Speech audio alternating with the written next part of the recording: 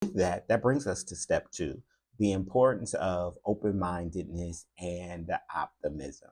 I really borrow from positive psychology when it comes to this particular step, but you have to make a decision. A person has to make a decision. The participant in this challenge has to make a decision whether or not they want to allow this past event to hold them back, or are you going to use it as a vehicle, as information to prepare you forward in your life? And that is a form of optimism and open mindedness. What you're going to do is by becoming open minded and having the courage to explore and take a look at yourself. You have to come to the realization how this process can serve to your advantage. And we're going to come back to this again in step four, when we talk about the laws of power, um, or giving away or regaining power. Right? If I'm sitting on this harm, if I'm sitting on this past injustice, how is it serving as a disadvantage? How am I giving my personal power over to that event or over to that person that did me wrong?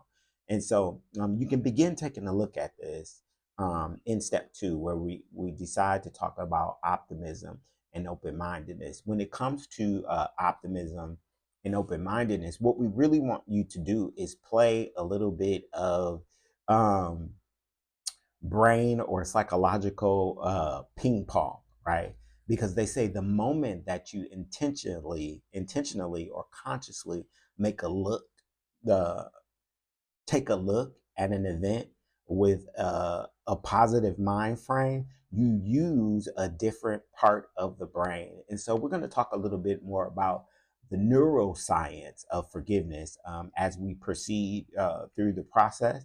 But when it comes to open mindedness and optimism, you move from the lower brain, your primal instincts, to the human brain or your prefrontal cortex, right?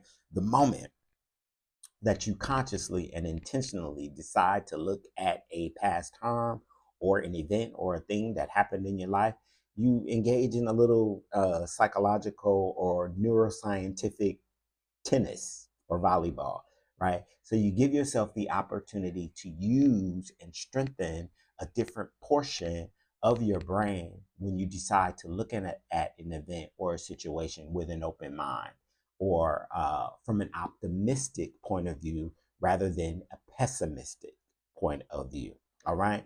So that's just a little bit about optimism and open mindedness. Again, if something is unclear, if you have questions, um, don't forget that you can join the Forgiveness Challenge 2025 Facebook group. That's the Forgiveness Challenge 2025 Facebook group.